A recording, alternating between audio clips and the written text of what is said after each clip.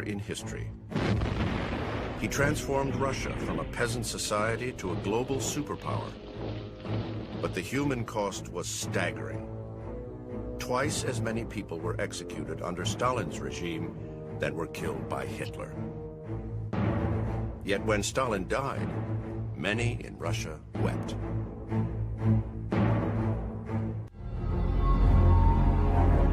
In 1902, during this May Day demonstration in the Georgian city of Tiflis in Russia, a young political organizer and convicted bank robber named Joseph Jugasvili is arrested. He is banished to the north of Russia. During the next 2 decades leading up to the Russian Revolution, he will be arrested and exiled at least 6 more times. While in exile in Siberia, he changes his name to Joseph Stalin. The name will suit him well. Stalin means man of steel.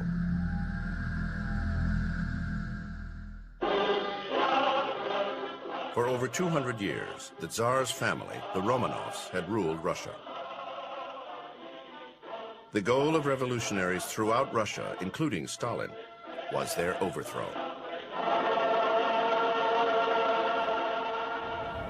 On the night of October 25th, 1917, the Bolsheviks stormed the Winter Palace in St. Petersburg. The Tsar is toppled. Vladimir Ilyich Lenin takes charge. A new communist regime is established in Russia. And while Stalin is a party member, he is not yet close to Lenin. Lenin didn't really know who Stalin was until the time the revolution really began to come out. But he was an organizer, you see. His gifts were those of organizing, and eventually he got into Lenin's inner circle, and Lenin depended on him. For the next 5 years, Stalin works as an enforcer, operating on the street level to maintain discipline in the Communist Party. He is tough and effective, and rises swiftly through party ranks. In 1922, he is elected General Secretary. It's probably best to consider Stalin to have been Lenin's right-hand man. January 21st, 1924. Lenin, father of the Russian Revolution, lies dead in the Kremlin. At the time of Lenin's death, it was unclear who would succeed Lenin as leader of the party. Behind the scenes, there is a power struggle between 2 possible successors. Leon Trotsky, one of the architects of the revolution, and Joseph Stalin.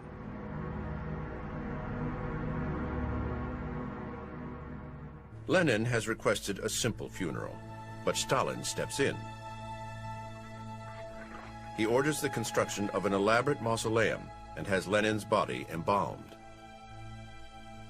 Stalin hopes some of Lenin's power will rub off on him. 4 months later, at the 13th Congress of the Communist Party, Stalin asserts himself as Lenin's legitimate heir. But unexpectedly, Lenin's widow reveals her husband's last political testament. The will says Stalin is too harsh and urges his removal from his party post. At the same time, it praises Trotsky. Stalin must act quickly. He takes a shrewd and calculated risk. He threatens to resign. The choice was simple. Who was supposed to lead, Stalin or Trotsky? The majority were afraid of Trotsky and his extremely radical ideas. So they chose what they believed to be the lesser of 2 evils. The party Congress ignores Lenin's last testament and chooses Stalin over Trotsky to lead. It is a choice many will live to regret. Over the next few years, Stalin quietly and effectively consolidates his power through a series of shifting alliances with other party leaders. They were all pretty straightforward people. All except Stalin, that is. He was false and spineless. He always behaved like a sly Grand Vizier. Even after Stalin takes charge, Trotsky and his supporters are a threat to Stalin. The power struggle between the two remains intense. They are seen together for the last time at this party member's funeral. Stalin ultimately wins the struggle. In front of the cameras, Trotsky is led in shackles to the train that will take him to exile. He is publicly humiliated. After that, Stalin used the name Trotsky as a synonym for all sorts of treachery. The Trotskyists provided the perfect scapegoat.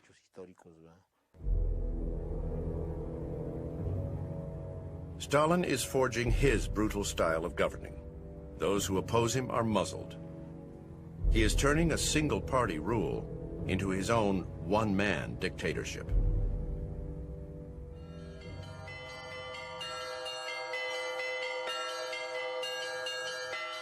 The Russian Orthodox religion, the faith of millions of Russians, is banned. Stalin will permit loyalty to nothing and no one other than himself.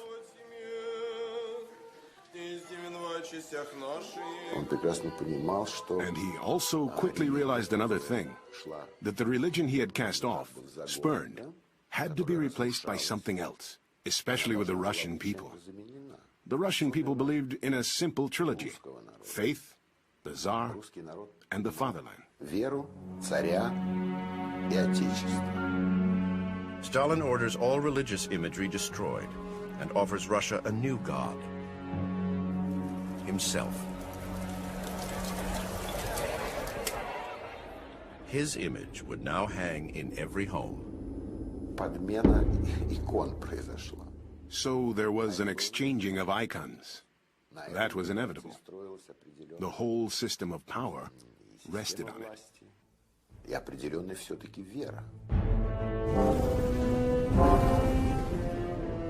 Russian Orthodox churches are destroyed.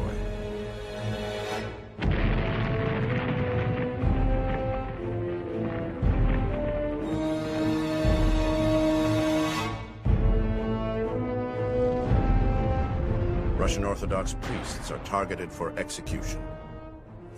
They chopped off the heads of the priests and left their bodies to freeze in the ice. They were thrown into jail, shot, buried alive, or executed outside of Moscow, by the hundreds or by the thousands. There are numerous killing fields out there, littered with the bones of the Russian clergy. Stalin's plan is now terrifyingly clear. He will stop at nothing to achieve his vision of a new Russia.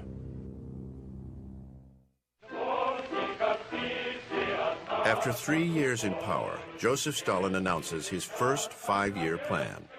He envisions a new Russia. He launches a program of crash industrialization that is designed to turn the country from a peasant society into a global power. Enormous power plants are built in what used to be wastelands, producing energy for huge new steel plants and industrial centers. Often located thousands of miles apart, they are linked by a new network of railroads. This was one of Stalin's real insights. He knew that war was going to come because he saw the historical forces at work. There was going to be a clash. How can the Soviet Union protect itself? Only through massive, massive industrialization.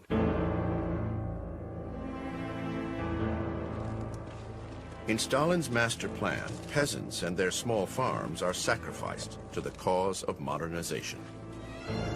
Collectives, or giant state-owned farms, will help pay for this enormous undertaking. When Stalin took over in Russia in the late 20s, the Soviet Union, the country as a whole, was still only about 20 to 25% urban. It was a largely agrarian country, and that's why the forced collectivization of agriculture was so important, because you were dealing with a country that was predominantly peasant. The dictator orders all agriculture to be collectivized at any cost. What it meant was taking the land, the possessions of every farmer, every peasant, and robbing them of their land, and putting them all together on communal lands, and saying, you don't own these cows, you don't own that wheat, you don't own this plow, you don't own these things. It isn't yours. None of it, any longer, is yours. With the stroke of a pen, he takes away the livelihood of 4/5 of the population. All that belonged to our farm had to be surrendered. We were not allowed to keep anything. The order was given that everything belonged to the collectives. I don't know what drove Stalin to issue such an order. He destroyed human beings. But the farmers fight back. They refuse to deliver their harvest. Without hesitation, Stalin orders a frontal assault on the rural population.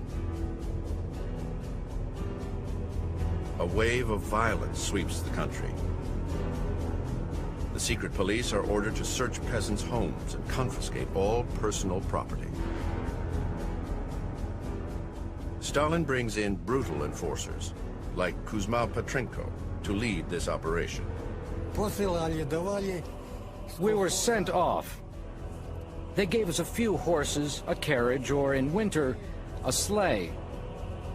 Then we went to the villages and systematically searched every single farm and house, one by one.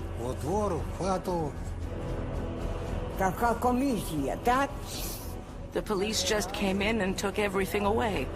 It was impossible to hide anything from them. They took everything apart and searched every nook and cranny. We got a paper from the local Soviet detailing exactly how much grain we were to deliver. We considered Stalin's orders to be law, ironclad law. We believed in him, and so we carried out his orders.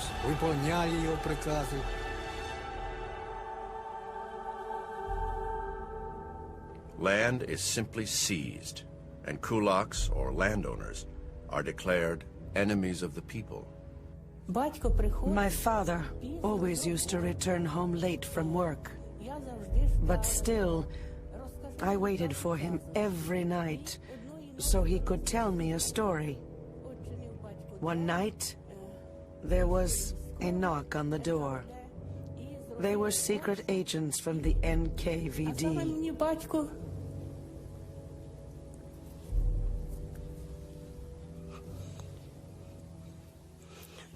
And while my father was telling me my bedtime story,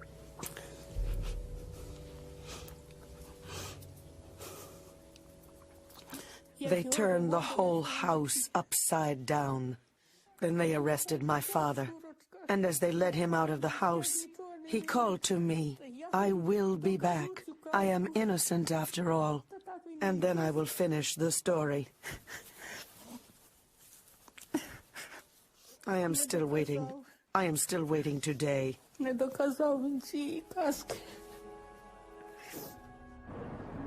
Hundreds of thousands of kulaks pay a terrible price for their refusal to yield to Stalin's will. They become the first prisoners of huge new work camps. It is the dawn of the age of the Gulag. He reduced his people to slavery. He enslaved his people under the guise of socialist, communist reform. And the tragedy of that, it is on a massive scale. New camps spring up everywhere that convict labor is required. The enormous pool of forced laborers inspires Stalin to even grander visions of modernization, like the White Sea-Baltic Sea Canal. Man gets used to anything. That's a fact. Getting used to it is a matter of habit. Even if you've never held a shovel before in your life, you grab it, and you get used to doing what you are forced to do. Of course, it happened that some of them croaked, sure, but that's life. This project is completed in record time. But the canal is too shallow for most ships and frozen over half the year. Its construction cost the lives of 150,000 men. Yes, this canal project was the idea of our leader. Truly, a grand idea. But maybe the job was too tough for some of the workers. In this rare footage, Stalin officially hands over the canal to the Soviet people. He hates these ceremonies, but he tolerates them because they reinforce the notion of the Stalin miracle. And while Stalin takes the credit, men like Genrikh Yagoda, standing here at Stalin's side, do the dirty work. Yagoda is the notorious head of the NKVD, the political police. His job is to procure the slave laborers. By the mid-1930s, there would be 10 million forced laborers in the Soviet Union. Slaves to the vision of the Communist Party and Joseph Stalin. 1932. Stalin's modernization is taking a terrible toll on Russia. Apart from the major construction sites, the country is calm as a cemetery. This village has lost its struggle for survival. Even those who are not forced to slave in a gulag are close to starvation. Whatever food is left is distributed to industrial laborers. Meanwhile, the rural population is left to starve. I recall very precisely. Our neighbor, an old woman, came to my mother and lamented. No bread on the table, but Stalin on the wall. The people of the Ukraine are particularly hard hit. They had resisted collectivization more stubbornly than anyone else. It started in spring. My older brother suddenly became very sick. We used to have our own well on the farm in those days, and so our neighbors often came by to get water, and they dropped in to see us too. One day they noticed that my mother gave a piece of beetroot to us healthy siblings, but not to my sick brother. The poor little guy climbed down from the stove with his last ounce of strength, because he was hungry too, naturally, and also wanted a piece. Our neighbor said, "Go ahead, give him something." But my mother replied, "No, I have to save my healthy children at least." My brother started to weep bitterly and returned to his sleeping place on top of the stove.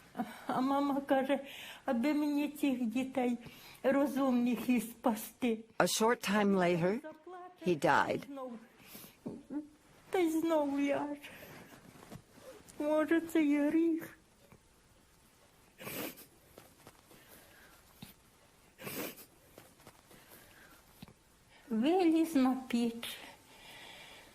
When the undertaker came, he pulled my brother from the stove and put him on the hearse.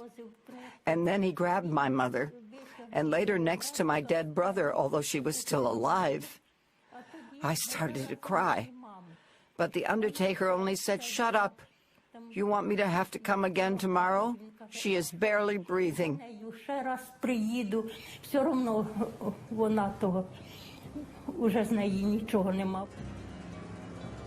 People can only save their lives by escaping. But Stalin has the roads blocked and train lines suspended. There is no way out. Millions of Ukrainians are trapped. The next year, almost impossibly, it gets worse. One day, a classmate was absent.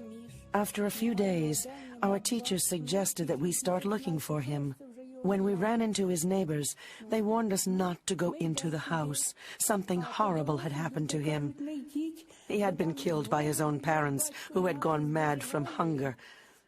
And they had cut him into pieces, pickled him in a barrel, and had started to eat him.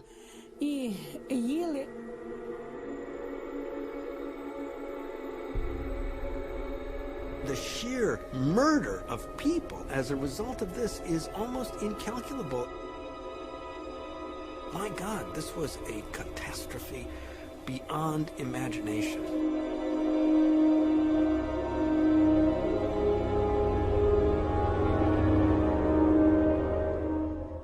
While 5 million people are starving to death in the Ukraine, Stalin exports 5 million tons of grain.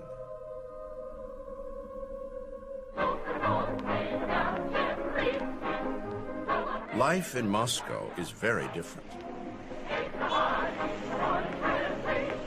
Those who are willing to follow the party line and submit to Stalin's will are rewarded with cars, pleasure trips, and a glittering nightlife. There is no doubt in their minds whom they have to thank for that.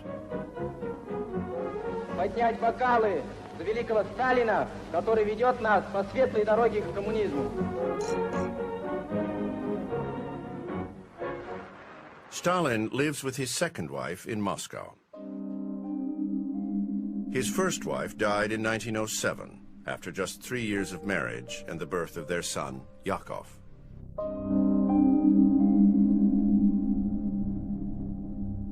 In 1917, he married Nadezhda Alleluyeva, a teenager and ardent communist. Their life together is lived in almost total secrecy inside the Kremlin. And while they have 2 children, Vasily and Svetlana, Nadezhda sees very little of her husband. This is one of only 2 pictures that exist of the couple in 15 years of marriage. The picture with the Rolls Royce. Take a good look.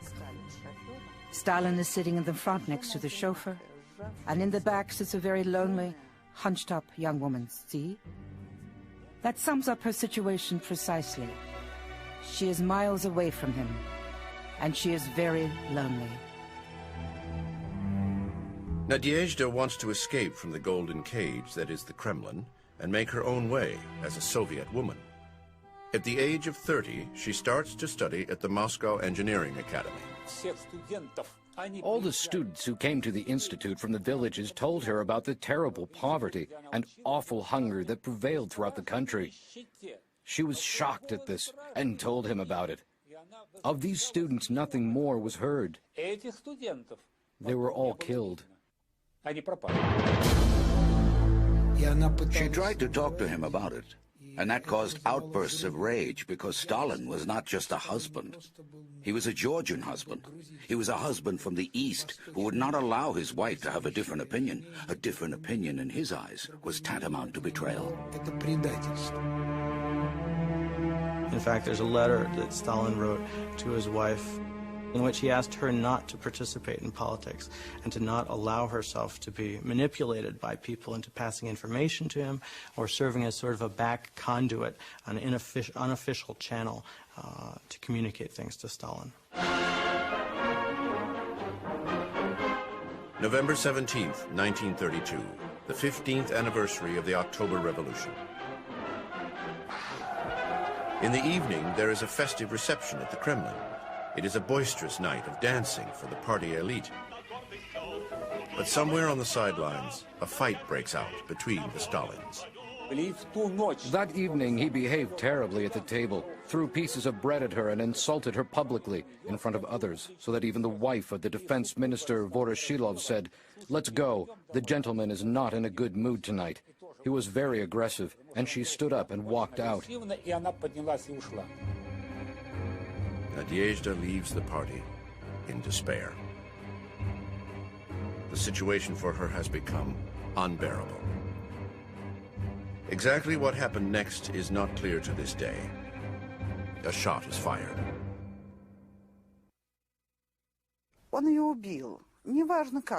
He killed her. It's not important how he killed her. Whether he killed her with his own hands, or whether he drove her to suicide.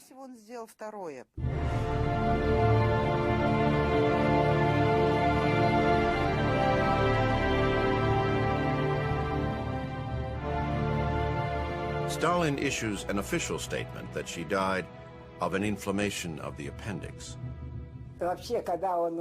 When he saw her lying in her coffin, he pushed her away and said she went as an enemy. And now, on the basis of my experience of life, I think he realized that she had seen through him. And what she saw was not the way he wanted to appear.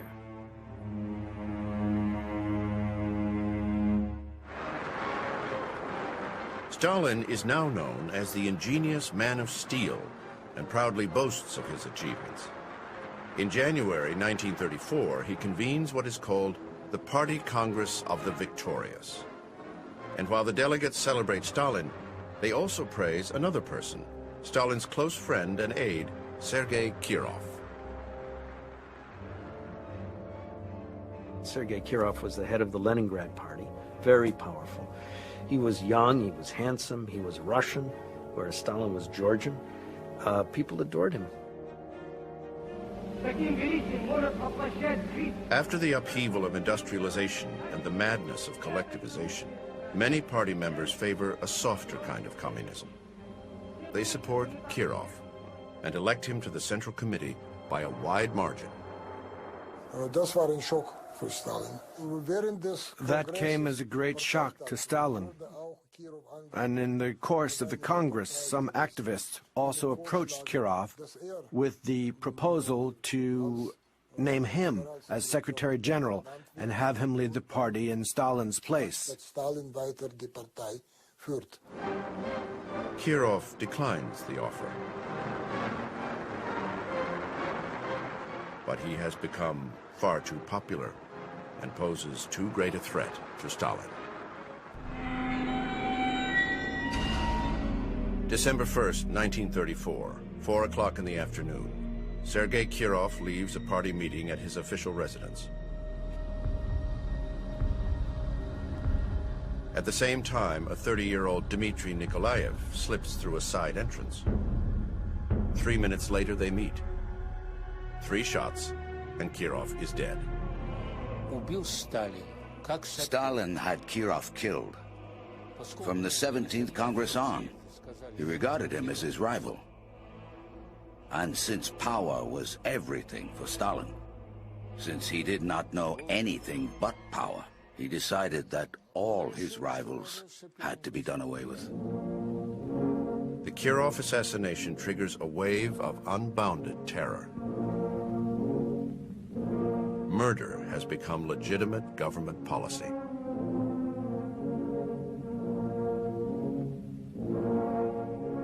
Of the delegates of the 17th Congress alone, 90% were shot, because so many of them had voted against Stalin, and since he did not know exactly who had voted against him, he had everybody shot, to be on the safe side.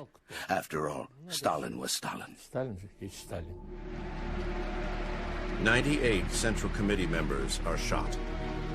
1,100 party members are arrested, sent to the Gulag, executed. Stalin calls them enemies and spies. He will soon turn Russians against Russians.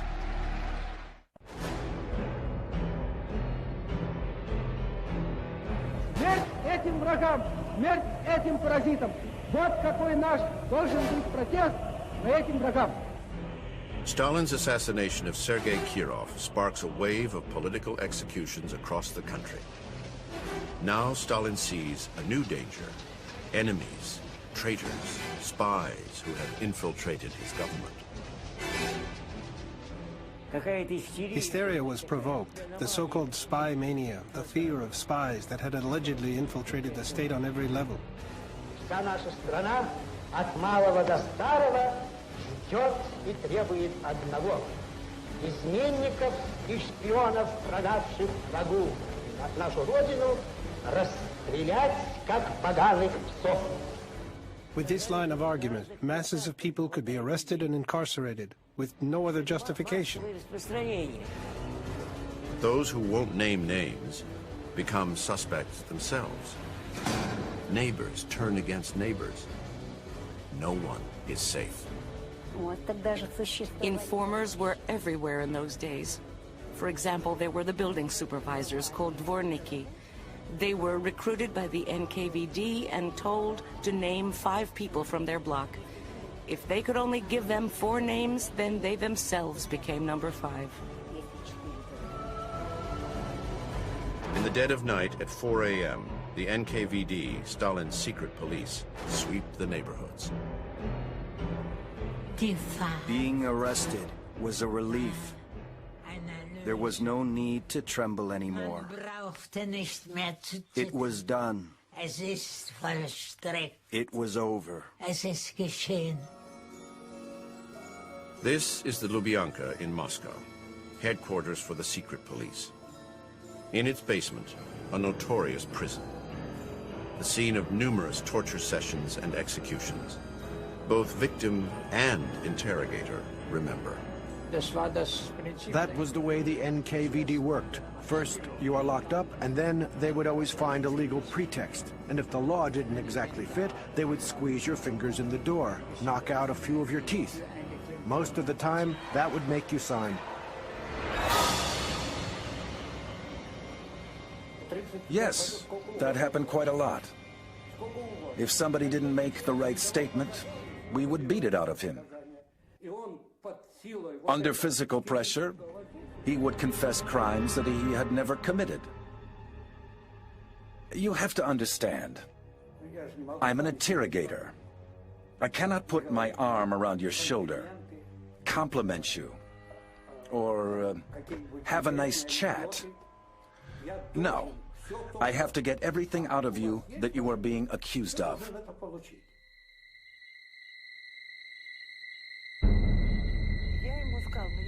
I told the interrogator, listen, I have done nothing, absolutely nothing. And he just answered tersely, I know, but it's cheaper for us to lock you up than to keep you under surveillance. Literally, that is what he said.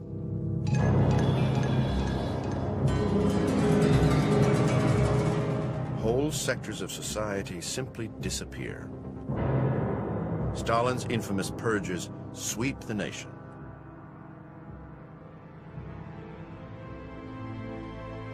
All over the Soviet Union, like here in Kiev, mass graves are reminders of the horror.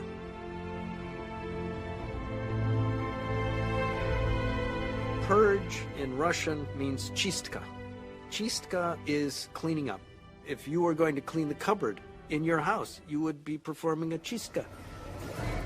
His chistka affected millions. In 1937 alone, over 900,000 people were arrested. And these were not all the people who were arrested. These were just party members who were arrested. Of them, 300,000 were shot outright. Just, after a 10 or 15-minute trial, they were just shot. These troikas would go around, the so-called troikas. They were made up of 3 field judges. And they would go from place to place, and you would bring somebody to the troika, and they would hear the charges, and the prisoner would say, I'm not guilty, and then they'd shoot him. It was as simple as this. During a 2-year period, more than 1.5 million people are killed nationwide. Known as the Great Terror, it is a meticulously organized mass extermination. Former monasteries become preferred locations for murder. Even the smallest village must meet its quota. Just like the production quota for timber, the quota for extermination was overfulfilled, especially among the country's elite. That was absolutely typical for Stalin's type of terror.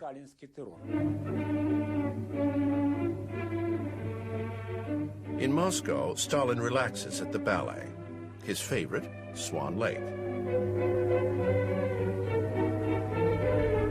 When the applause dies, he returns to his desk. It's a killer workload. He signs death warrants, often several thousand in a single night. Sometimes he finds the lists too short and adds a grim note like this: 6,000 more, no matter who. Stalin would stay up late at night drawing up lists of people, whom to arrest, whom to execute. He himself was personally informed of how the interrogations would go. He himself personally gave the orders. 366 death lists, signed in red ink by Stalin himself. 44,000 names. Sometimes the dictator crosses out a name and spares a life.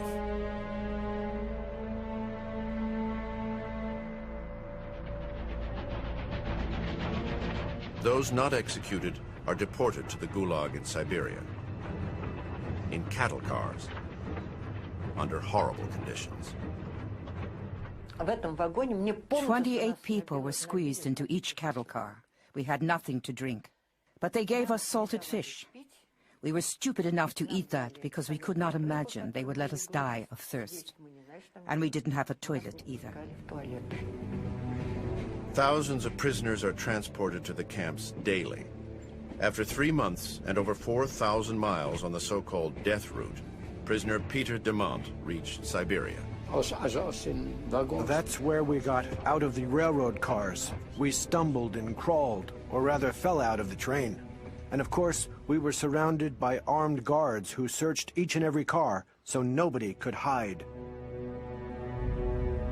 Prison warden Danzig Baldaev recalls the horror.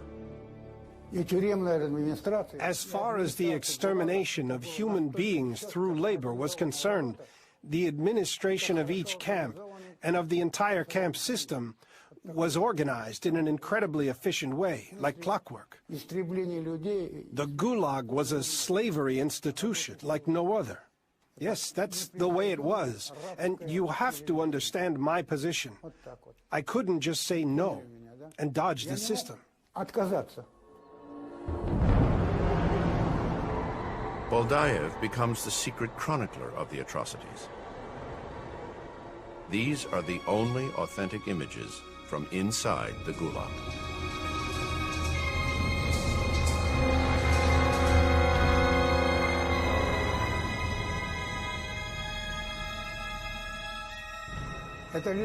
It was a cannibalistic system. Literally, it devoured human beings. The life of the individual was worth nothing, absolutely nothing. The whole system was built on nothing but violence, blood, and a mountain of corpses.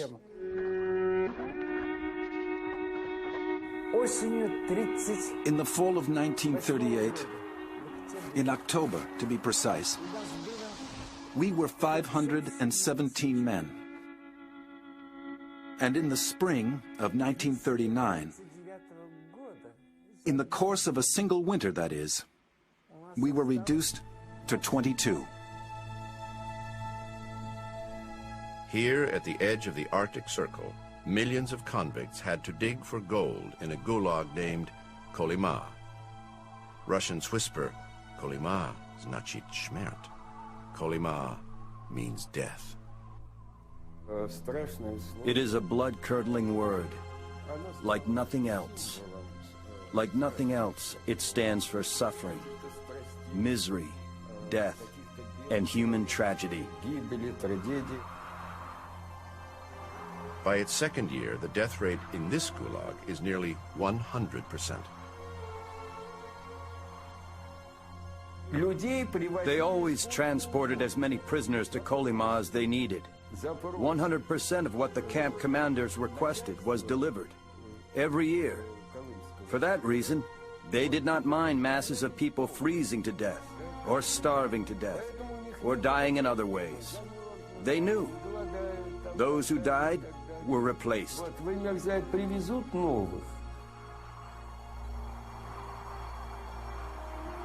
As soon as they arrive in camp, prisoners are assigned to one of the various gold mines. Their quota? A staggering 100 carts of rock per shift per prisoner. Backbreaking labor to support Stalin's new industrial Russia. If you stayed well below your quota, That is, if you delivered only 70, 80, 40, 50 cartloads per day, you were not allowed to return to the camp. You received only 7 ounces of bread, the punishment ration, plus half a herring. And then came the next shift, the night shift, and you were assigned to the night shift. And if you did not come up with your cartloads again, you had to stay out again and had to work a 3rd shift.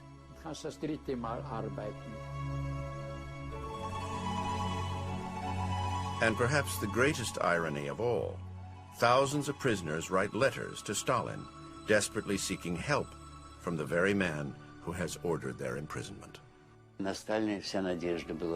All our hope rested on Stalin. We really believed that all this happened without his knowledge. We were firmly convinced that he was a saint, the most holy one, the only one who could possibly save us. We all revered him and worshipped him like a god. Yes, we believed Stalin was the Almighty. 3 million prisoners will lose their lives in Kolyma. Yet somehow, Stalin remains above the death and deprivation he visits on his own people. It is a terrifying story of the power of myth. Мы, женщины, помним и знаем, что нашей новой, счастливой жизни мы обязаны партии большевиков, партии Ленина, Сталина и героев, великому родному Сталину. Stalin was a master at manipulating and maintaining his public image. An image that remained untarnished by his ruthless behavior.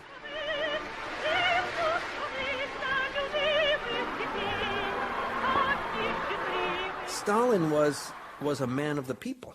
Or that is to say, that is one face of Joseph Stalin, and that was one that he cultivated very, very carefully. Stalin intuitively understood and seized every photo opportunity. These images of Gelia Markizova were captured in 1936.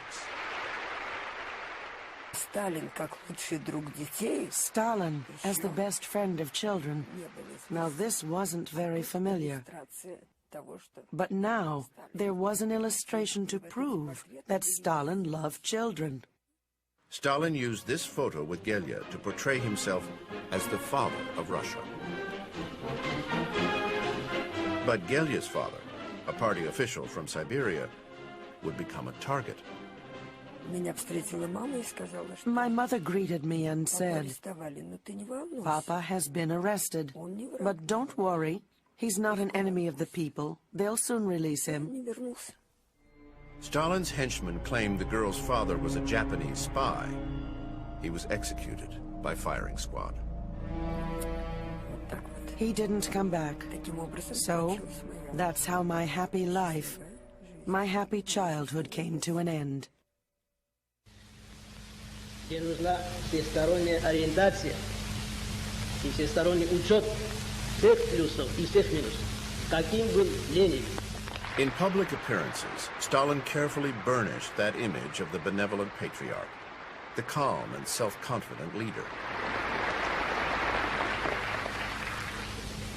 Чтобы они были так же правдивы и честны, каким был Ленин. His speeches were recorded on gramophone records. They transported Stalin the man, his message, and the power of his myth to the most remote corners of the country. It was all a beautiful illusion.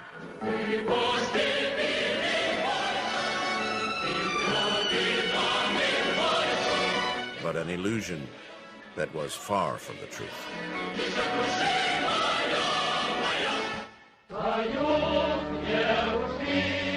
Stalin used every means available to hide the terrible truth of his reign. He commissioned heroic paintings,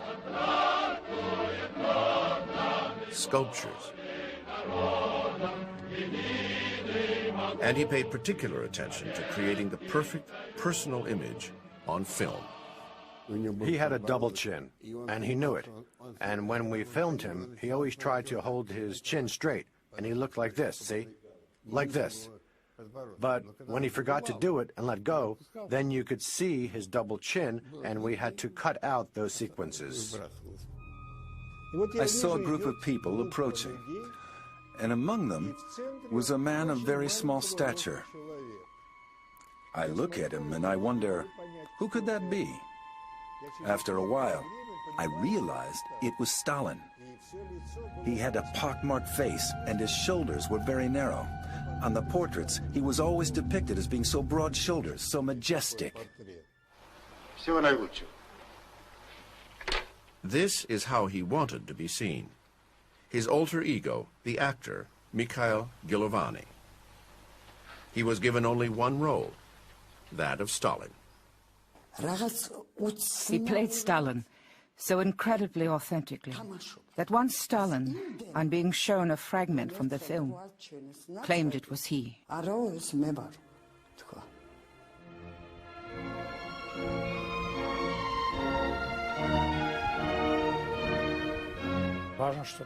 What mattered was that he looked so important on the screen. He wanted everyone to see him and recognize him as a god, a leader. That was typical of him.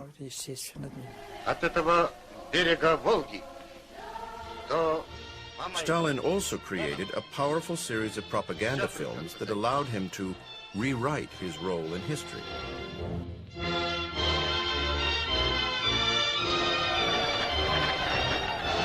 This 1937 film, Lenin in October, portrays the events of the night of the October Revolution. Here, Stalin is a confidant of Lenin, plotting the revolution. In fact, he wasn't even there. On the night of the October Revolution, on October 25th, 1917, there was a tea party in the apartment of the family of Stalin's girlfriend.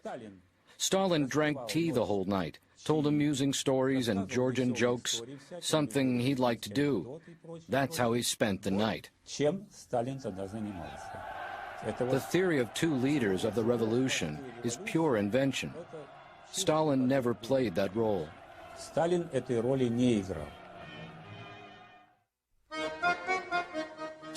even rewrote his own history.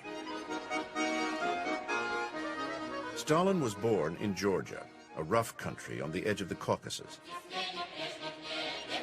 in this small house in the village of Gori. In the 1930s, Stalin hid the modesty of his birthplace.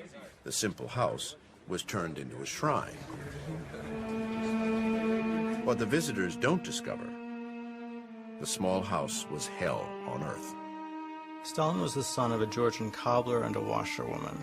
Now, there are a lot of stories, a lot of rumors that circulate about this household, about the violence of his father, about his father's drinking habits. His mother was devout and very strict. This rare footage of her was taken as a film biography. Stalin had the project killed. When Joseph was 14, she sent him away to the seminary to become a priest. He would never forgive her. I must say that Stalin's relationship with his mother was very poor. Sometimes he even called her an old whore in front of others or his colleagues. But he would portray himself as the loving son. These are pictures from her funeral in 1937. Stalin did not attend the funeral. He sent a wreath instead. He had visited his mother only once in the last 40 years of her life.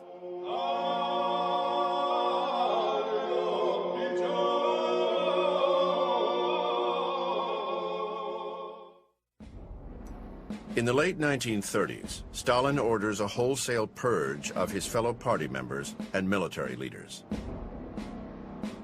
8 of his top generals are executed. He was afraid of them. He was afraid they would rise against him tomorrow. He hated them all. They were the heroes of the Civil War, who also knew that Stalin had been a zero during the Civil War, and they had no respect for him. What hit them came like an avalanche. Over the next 2 years, 30,000 officers are executed. Stalin's army and navy is now leaderless. He decapitated the Soviet military. Why? So that those middle cadres would rise up, become leaders. Why? Because in them he would have total loyalty. Adolf Hitler begins deploying 4 million troops to Stalin's western border. Soviet factories are churning out tanks and planes as fast as they can, but Stalin needs to buy time. In 1939, he signs a non-aggression pact with Germany. Hitler agrees not to invade Russia. But Stalin has one account left to settle. The only surviving leader of the Russian Revolution. Leon Trotsky is living in exile in Mexico City. He is writing books about the revolution and Stalin. Stalin sends an assassin. On August 21st, 1940, Trotsky is dead.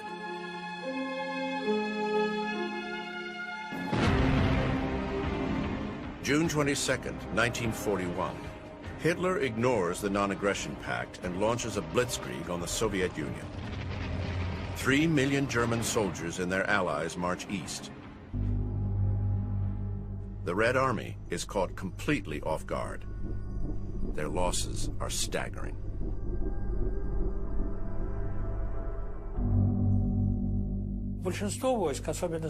Most of the troops on the Western Front, especially in Belorussia, today's Belarus, had not been put on alert.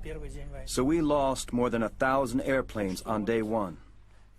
This destruction in 1941 has to be blamed on Stalin alone.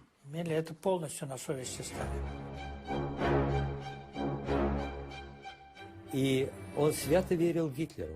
truly believed what Hitler said, and that was one of his most severe and most absurd political mistakes, for which our country and our people had to pay very dearly. Stalin should have known. He should have known the war started that day. There were so many reports from Germany, Japan, and other countries.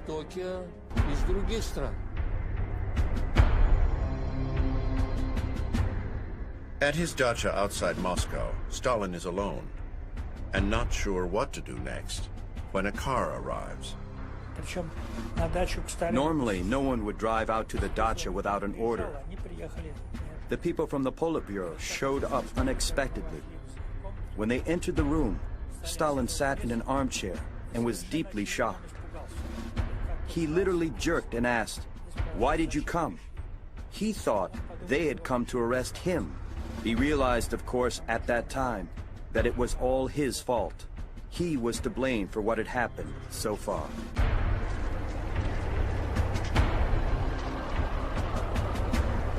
Within a few days, Germans advanced more than 60 miles into Russian territory. The Soviets offer no resistance. Hundreds of thousands of soldiers are taken prisoner. Stalin does not heed his general's warnings. Stalin was not a man with any military knowledge. General Zhukov had warned him, "We have to concentrate our forces here and merely hold our position on the other fronts." But he did not listen. On the 3rd of July, a shaken Stalin addresses his people. He declares the war a patriotic war. For the first time, he does not play the role of father.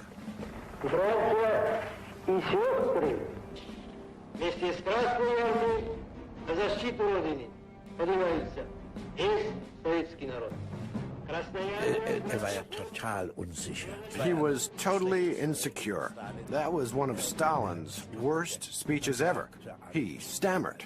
And you could see how shocked he was, how terrified. And maybe he even lost his trust in victory. But Stalin touches the hearts and souls of Russians. He appeals to their patriotism and conjures up the great victory against Napoleon.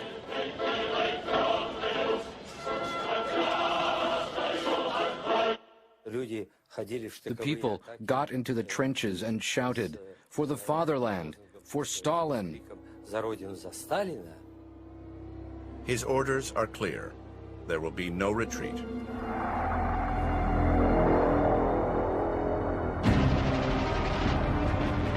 His troops engage in devastating, often pointless battles, with hundreds of thousands of casualties and POWs. In the beginning, the Russians suffered heavy losses. As soldiers, we often watched huge waves of attackers just being gunned down. I would say for every German casualty, there were 10 on the Russian side. Their officers ran behind them, and when the troops did not advance, their own officers would shoot them from behind, wave after wave, and they were simply gunned down. The Russian soldiers are trapped, caught between German forces and their own desperate officers. An officer remembers one soldier's fate.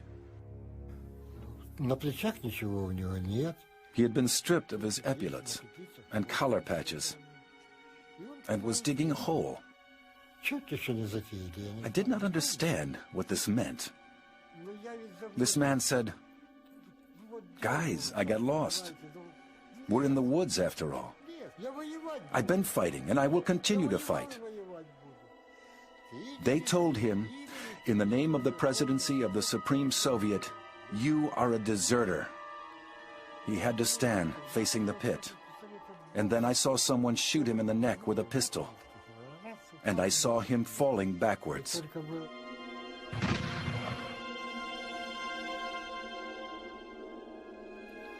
It was horrifying to me. I absolutely could not understand why they did that, because when the boy told his story, it was like a confession in church. It was evident that he was truly lost. Not a day passes without executions of so-called enemies of the people, alleged cowards, deserters, and traitors.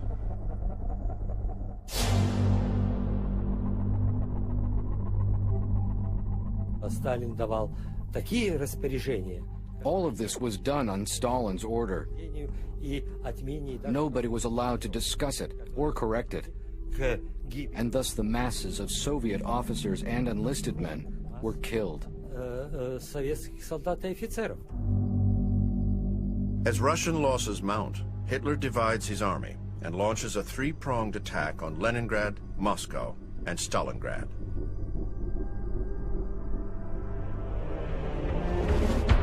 His Central Army marches towards Moscow, the center of Soviet power.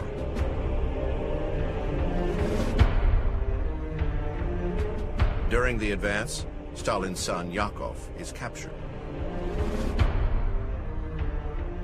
Stalin is furious that his son surrendered. An eyewitness describes Yakov's interrogation. The interrogation was already underway, and the major asked, "Yakov Zhugashvili, what do you think about the progress we made during the past 4 weeks? Now we are going to march into Moscow." At that point, Stalin's son smiled and shook his head. "You are never going to enter Moscow," he said. "My father made sure all the houses are booby-trapped, and you will never enter the city." And the major replied, "We'll see about that."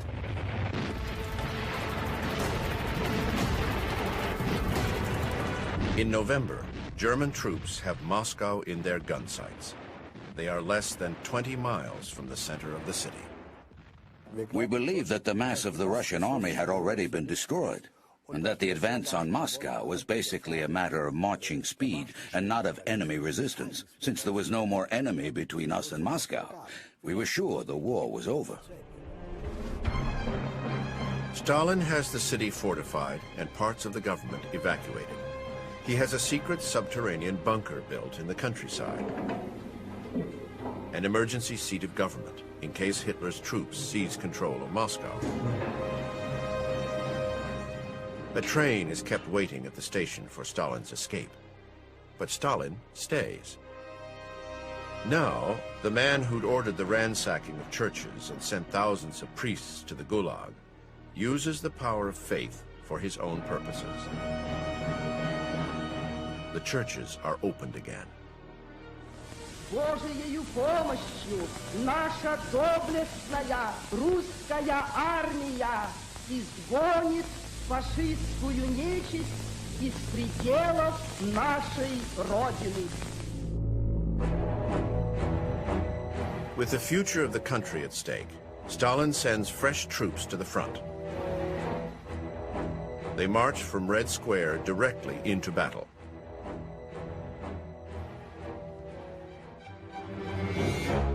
Stalin will also listen to the advice of General Zhukov. Troops from the Asian front are sent to reinforce his lines, troops that are trained in winter warfare. Stalin now gets the break he needs. The full force of Russian winter stops the Germans in their tracks. The tide of the battle for Moscow has turned.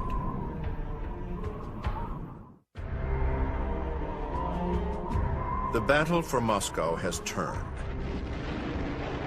Russian lines hold, and their troops now move on the offensive. Hitler will soon suffer his first major defeat.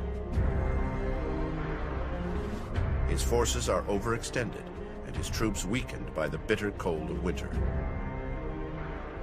Within months, the Germans are forced to retreat. Moscow is saved. The Allies are now more confident in Stalin's leadership and Russian prospects. The United States and Britain ship enormous amounts of supplies, supplies that will make a decisive difference.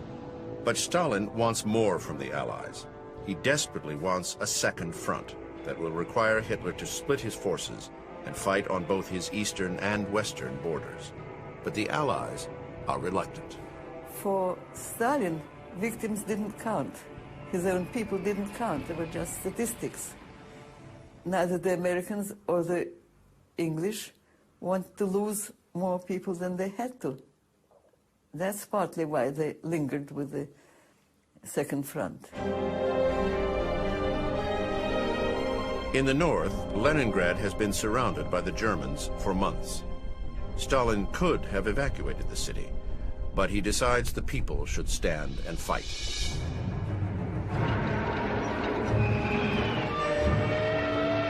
He demands that every citizen take up arms, every soldier defend his family.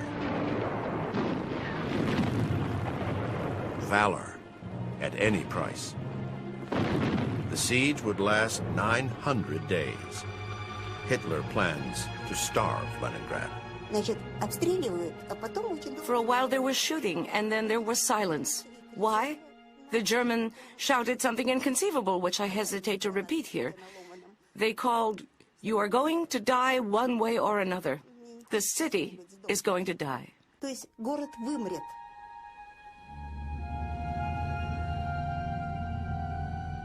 Leningrad becomes a symbol for the suffering of the civilian population. Families are torn apart. Children must bury children. They said my little brother, Yurik, had died, and shouted, "Get the sled from home and pick him up."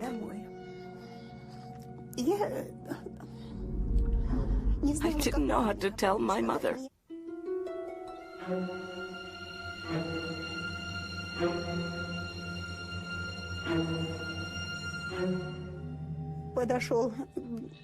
A truck came loaded with dead bodies just like they used to transport lumber. They were not sewn into a cloth, but lay there the way they had been picked up from the street. They were dumped into a pit. For a long time I stood there and watched. One of the volunteer helpers approached me and asked, Why are you standing here, girl? I am waiting, I replied, for the pit to fill up so we can put the boy on top. Otherwise he will be crushed. Over 1 million people die in Leningrad from cold and starvation. But the hatred that Hitler stirs up will strengthen Stalin. We went to war for the fatherland and for Stalin. You may deny that today, or mention only the country, but the country was linked inseparably with the word Stalin.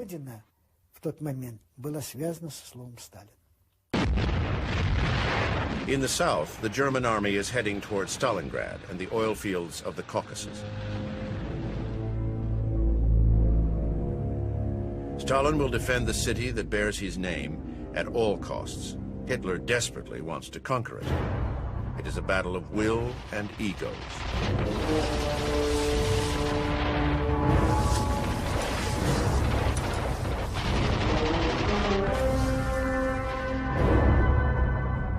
But Stalin will put his ego aside and let his generals fight the war. In fact, the generals were now in control. He only confirmed their decisions. Only on occasion, when he meddled with their business, things would turn bad.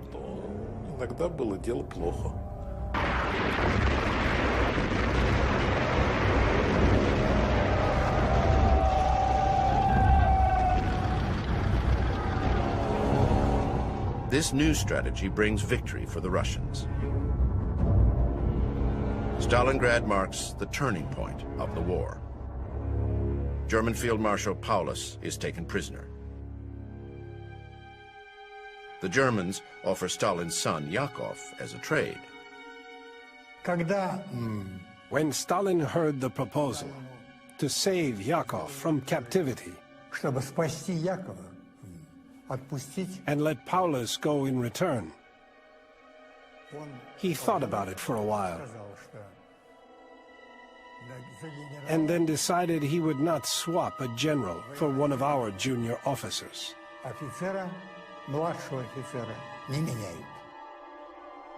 Stalin rejects the exchange. He lets his son die in a German concentration camp. I am often asked whether I hate Stalin for not bartering my father for Field Marshal Paulus. Well, I certainly would have had a better life if my father had been alive. But I usually reply that Stalin had no choice. Stalin was, after all, the man of steel.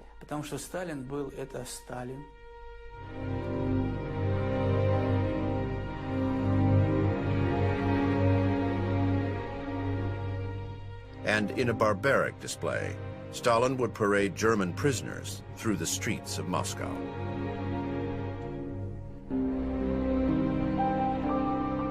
I went to the Red Square with a friend of mine whose husband was killed in the war at the front. And we stood and saw these animals, as we thought. And we saw wretched human beings. They weren't even red-haired, as we thought, you know, Fritzes. They were normal, wretched people going on and on and on. And I felt terrible, but I didn't want to say that to my friend because her husband was killed. And she turned to me and said, "I feel no hatred."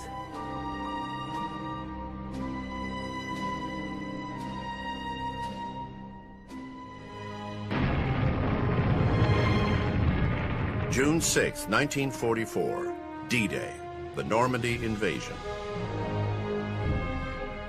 The Allies' Second Front is finally open. The days of Hitler's Reich are numbered, and the Allies will plan the post-war era.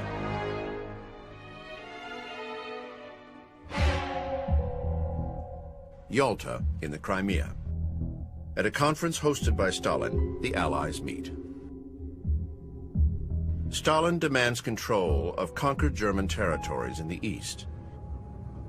The Western powers are tired of war. They have achieved their objectives, and so they concede. At Yalta, Stalin had a much more determined not necessarily clear, but determined view of how the world was going to change after the war. And Stalin being that immovable object, what were they going to do? Invade him? He knew they wouldn't do that. And he knew he had all the cards. And the weakness of the West for him was always evident in its desire to compromise and its desire to be a good guy, to have friends. Stalin didn't need friends. Stalin needed enemies. April 1945, the March on Berlin. Stalin wants to reach the capital and make it into the history books as the man who conquered Hitler.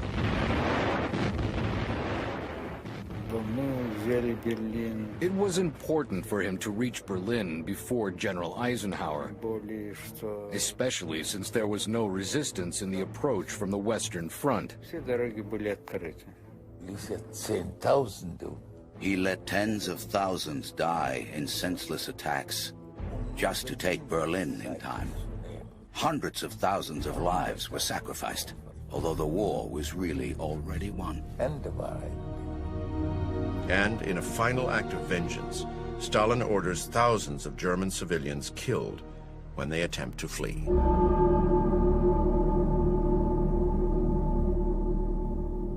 Of course it was drummed into our heads by our propaganda. Whenever you meet a German, kill him.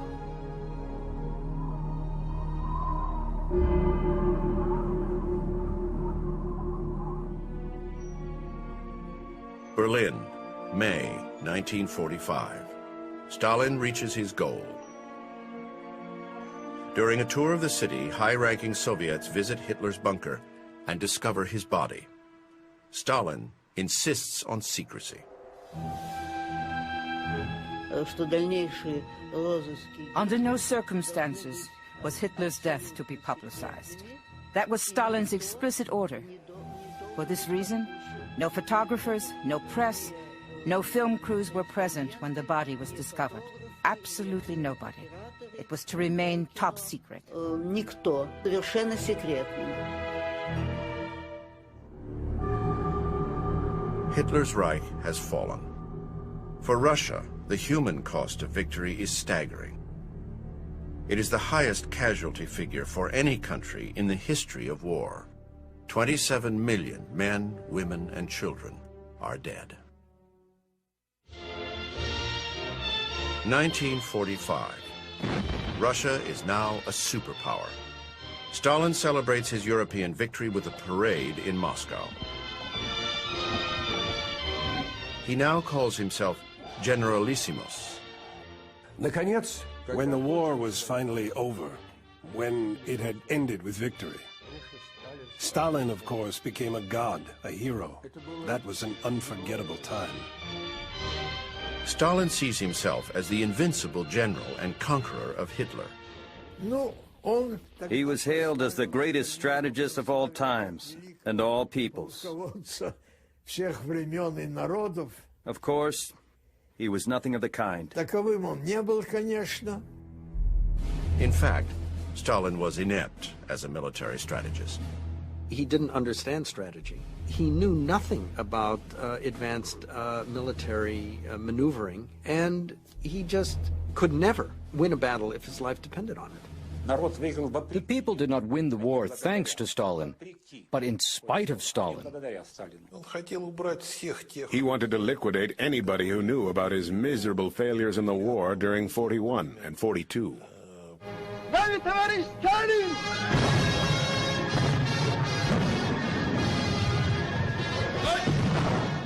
But in Stalin's fictionalized film version, The Fall of Berlin, he is the hero.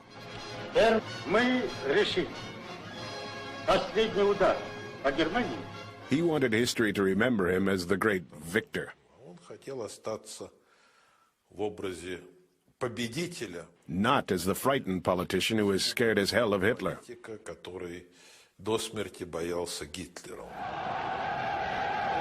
The propaganda film even includes Stalin's imaginary victory flight to Berlin. The film was created by Mikhail Sharely, Stalin's favorite film director. Sharely's daughter describes how scared her father was at the first screening. The film was running. My father was sitting at the back. Of course, everybody had their eyes glued to the screen, but my father was watching Stalin and observing his reactions. In the episode where Stalin emerges from the big plane and the whole of Berlin kneels down before him, my father saw that Stalin slowly raised his hand and wiped tears from his eyes. Only then could he breathe freely and said to himself, "I'm saved."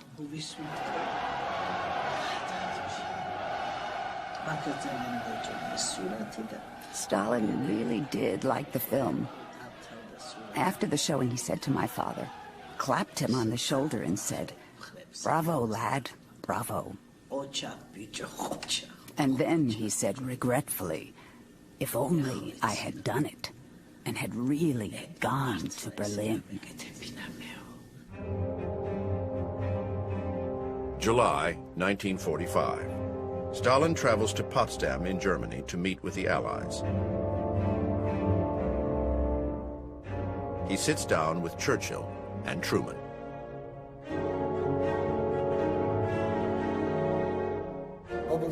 When he arrived in Potsdam, the first question that Churchill and Truman asked was, "Did you find Hitler's body?" And he replied, "No." Maybe he believed as long as there were rumors that Hitler could still be alive somewhere, the anti-Hitler coalition would stick together. But the Allies are too suspicious of each other, and the coalition will soon crumble. The superpowers divide the world among themselves. Stalin is now at the zenith of his power. But he is in constant fear of enemies, real or imagined. He travels on an armored train. Hundreds of miles of track are sealed off. He had a marked instinct of self-preservation. You could spend hours talking about his security system with a special train and armored vehicles. He had thought of everything. That's why no one stood a chance of toppling him. He was distrustful his whole life long. And the longer he was in power, the more power he had, the more distrustful he became. He thought they wanted to take away his power. Stalin retreats to the seclusion of his dacha outside Moscow. He becomes even more isolated and withdrawn. Stalin's daughter Svetlana is no longer close to him. I was his favorite, but also because I was good at school. Until I was 16, I didn't cause him any trouble at all.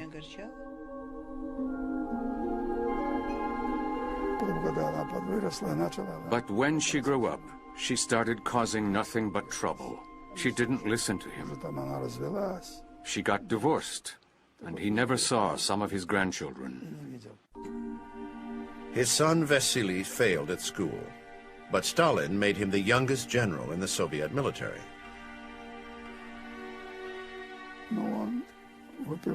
Well, he drank. He drank. It's bitter to speak about it. It was his ruin. Vasily was constantly afraid of Father. He was so afraid of Father that he literally shook in his boots. When we were sitting together, he was really quite drunk, and he poured himself another one, and I said to him, "Vasya, that's enough. Stop." Then he drew his pistol, which he always carried with him, and said, "I have only two ways out. The pistol is one, and the bottle is the other, because I only survive as long as my father is alive."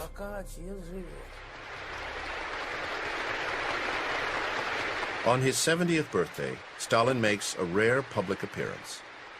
There is a celebration at the Bolshoi Theater. Stalin took to the stage first. Honestly, believe me, the auditorium was raging.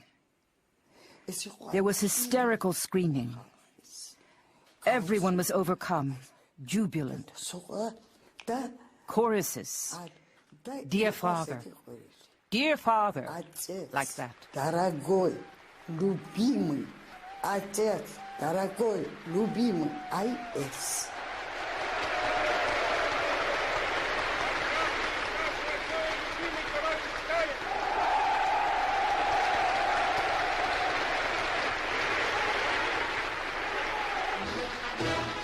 This was precisely the time when Stalin was adored, worshipped like a god.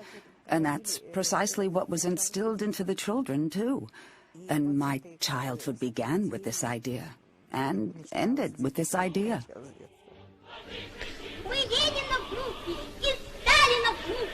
Stalin had ruled the Soviet Union with an iron fist for almost 30 years and transformed a nation of peasants into a superpower.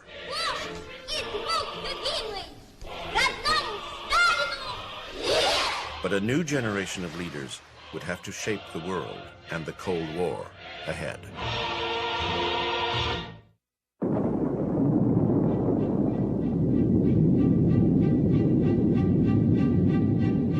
After the bombing in Hiroshima, Stalin sent scientists to study the effects of the atomic bombs. And he concluded, and this is a typical, perfect Stalin calculation, he concluded that the Nazi invasion of the Soviet Union was the equivalent of something like 4 atomic bombs. And as a result of that calculation, he deduced that the Soviet Union could survive a first strike from the United States. In 1949, Russia is a nuclear power and one of 2 superpowers. Stalin will test American strength at every opportunity.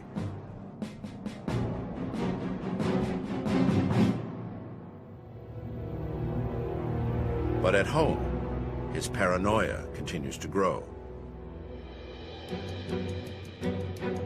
Stalin sees himself surrounded by enemies and trusts no one. His whole life, Stalin was waging some kind of campaign. First, he fought the kulaks, or the Trotskyists, or the supporters of Synoev, and then some other group of so-called enemies. That means there was always one group in the foreground that had to be destroyed. And so these people were arrested.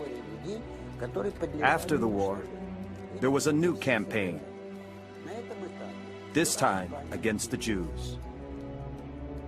Towards the end of 1952, Stalin starts rumors that Jewish doctors in the Kremlin are conspiring to assassinate the leadership of the country. Stalin is afraid of his own doctors. He had the flu. The doctor is called from the Kremlin clinic, as usual. He duly examines him, prescribes medicine, which he has with him, and leaves it there. Then Stalin calls one of the staff whom he knows and sends him to a pharmacist outside Moscow to buy the same medicine. The ones the doctor has left, he just throws away. Stalin's last purge targets intellectuals, professors, artists, writers. Russia's elite, hauled off to the Gulag by the thousands. They are Stalin's last victims. Stalin was not scared of his enemies outside. What he really dreaded were those on the inside. Stalin always felt threatened only by his own people, which he deeply despised. In the madness of his last year, Stalin plots the use of the atomic bomb and the occupation of all of Europe. He also plans, yet again, for the murder of his closest advisors.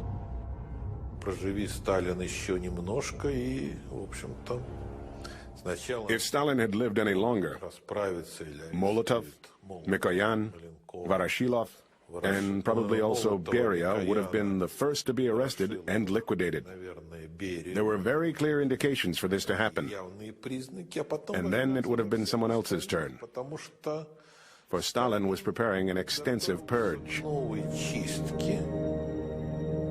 But on the 2nd of March, 1953, alone in his dacha, Stalin suffers a stroke. 3 days later, he is dead.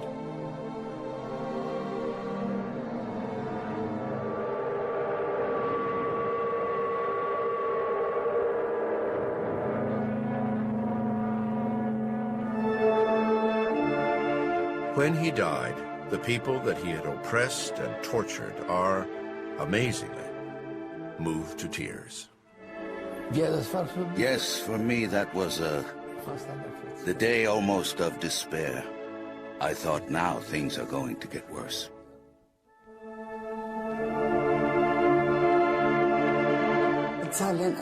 So many close relatives. I lost many because of him. I don't know why. There's something I can't explain to this day. But I cried too.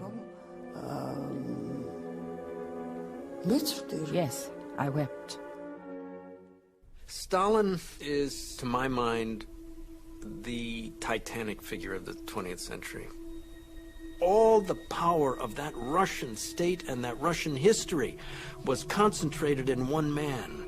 He knew how to take a peasant who was born without shoes and make him into a general. Wouldn't you love this man who was capable of doing that? Many alive today saw it, witnessed it, felt it. And if 20 million people died, well, what are you going to do? In the Gulag, there is no mourning. That day, I walked through the camp and thanked all the gods for Stalin's death. It was a secret joy, because it would have been dangerous to show it in public. He was the devil incarnate. The devil incarnate. Soon after his death, Stalin's son Vasily is thrown out of the army and spends the rest of his life in jail. His daughter, Svetlana, leaves the country, a refugee. And just 3 years later, Stalin's body is removed in the dead of night from the Lenin mausoleum.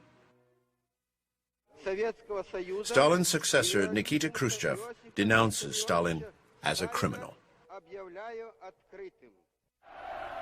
Then, slowly, the myth of Stalin also dies. In this earlier propaganda film of the October Revolution, Stalin stands next to Lenin. Now the truth has been restored. Stalin is no longer part of the picture.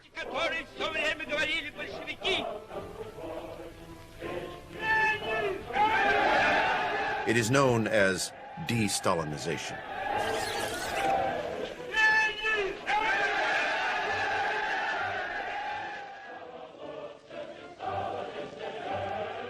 Stalin, the man of steel. His monuments once loomed over every village. Now they gather dust in junk rooms. And yet, other memories linger. Even today, there is an enigmatic affection for the man. Take a look at Russia today. Who is the hero? The hero is Stalin. Even Democrats in Russia would tell you, sure, Stalin had tens of millions of people killed, but he turned Russia into a superpower. His victims lie here, in the Russian soil, in Siberian soil.